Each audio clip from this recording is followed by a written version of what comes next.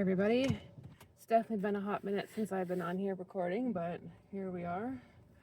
Just leaving the gym after my fasted cardio session that I am required to do every day. So that part is done. Now I get to go home and enjoy some food, which I can tell you, when you've got rules, it is nice to be able to go home and eat. So we are in week 17 of prep. We've got 7 weeks left before I walk the stage in Edmonton. And, at one point I had thought that I was going to record every day and make some big journal entry over everything. But, at the end of the day, I've come to realize that outside of certain aspects of it, prep is actually really boring. There's really nothing to really report. I mean, you go through a lot of changes. There's a lot of intensity.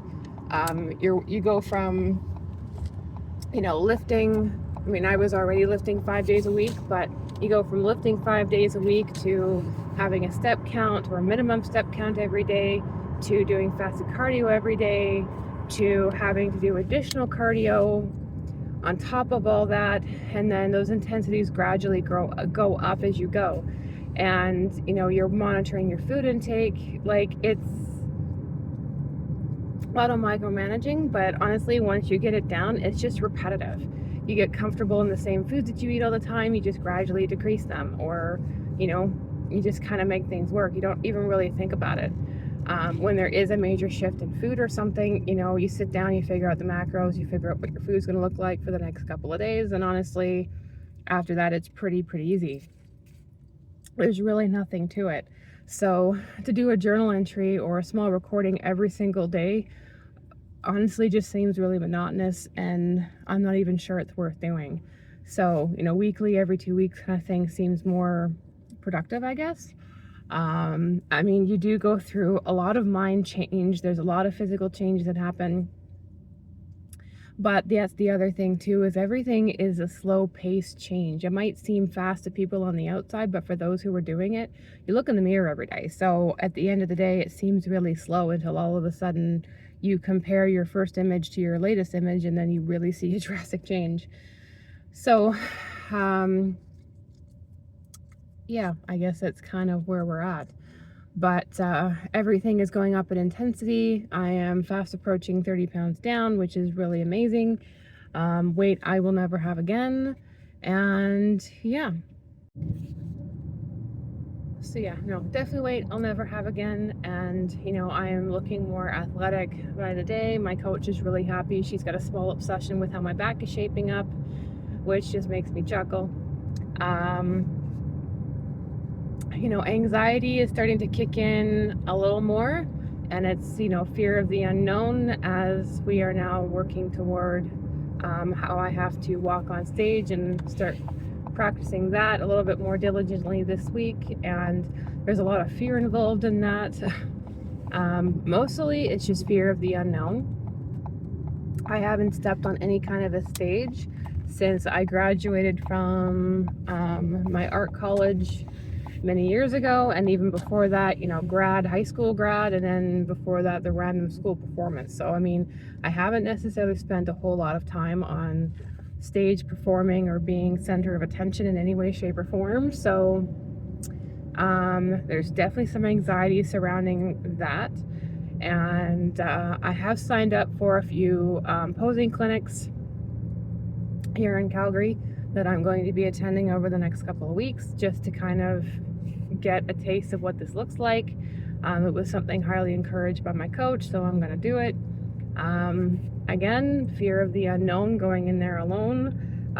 There's a lot of fear around that, so definitely have some anxiety, but I am working my way through that. And the only way I know how to work through that is knowledge. So I've been scouring Instagram, trying to find as many references as I can to the box walk, and YouTube and all those kinds of things, trying to familiarize myself as much as I can. And, with that being said, there is not a whole lot of information when it comes to this new you transformation category. They don't really film anything. They don't post much. there's like very little information. So I can honestly say at the end of this, my biggest goal is to be able to produce some kind of detailed information video package, something that people can find on my social media platforms for those who are doing this in the future. Because I mean, it's scary enough as it is when you're doing your first competition or your first whatever for anything, but when there is very little information, especially if you're a visual person, you know, there's no video demonstration, there's no samples, there's no anything.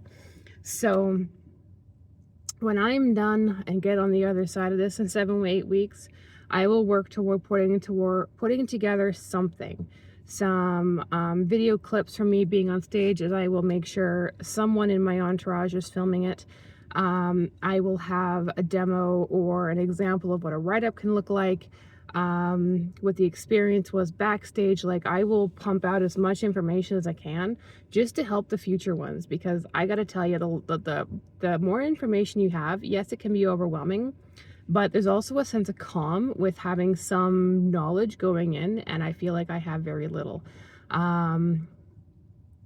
Keeping in mind that everyone's experience, of course, is going to be different, and every federation is going to be different. So, you know, there's that, but at least it'll give you some kind of basic foundation, because everything I'm finding when it comes to the box walk or any of these other walks or anything, it's all geared toward the bikini group or the wellness group or the figure group, but there isn't a whole lot focused on women's bodybuilding and that particular grouping, or again, the category I'm going into this round, which is the new you. Like, there just isn't enough information surrounding it. And I mean, in theory, yeah, you can look at the box walk that a bikini competitor is doing and swap out the moves and you got it. But even with that, I'm still finding that any videos I find, they're just not detailed enough.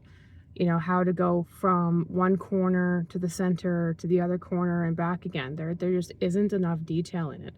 So I'm going to be making it maybe my post-prep project to produce some kind of help or some kind of aid that will assist those in the future, because that would have been incredibly helpful for me going in, and I think it would be a big asset for those following in my footsteps in the future.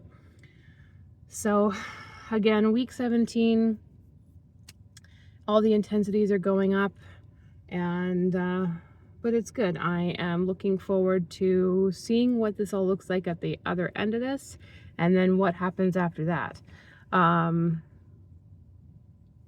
Yeah, dealing with death through this whole thing and family changes and all that stuff. You know, I gotta say again, I am extremely grateful for prep during all this. Prep has rules, it has guidelines, there's things you got to do for yourself in order to accomplish what you're doing. And if it hadn't been for the fact that I am in prep, and as far in as I was or I am with having experienced my first family death in about 10 years or so, it's been a long time since I've had to deal with death, at least up close and personal. I have lost a few grandparents over the years, but I wasn't close enough with them to have been affected the way that I've been affected this time. The last one that really affected me was 2009, and she was my grandmother, but she was also a mom to me, so that one was pretty intense. This one,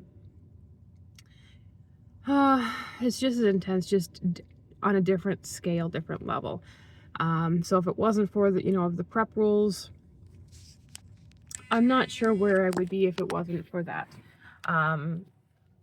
You know, in the past, whenever I've gone through some kind of a major emotional turmoil, family situation of any kind, you know, I have a tendency of stopping food intake, and I don't eat well, or I don't eat at all, or I end up eating the wrong things because I end up going through starvation binges.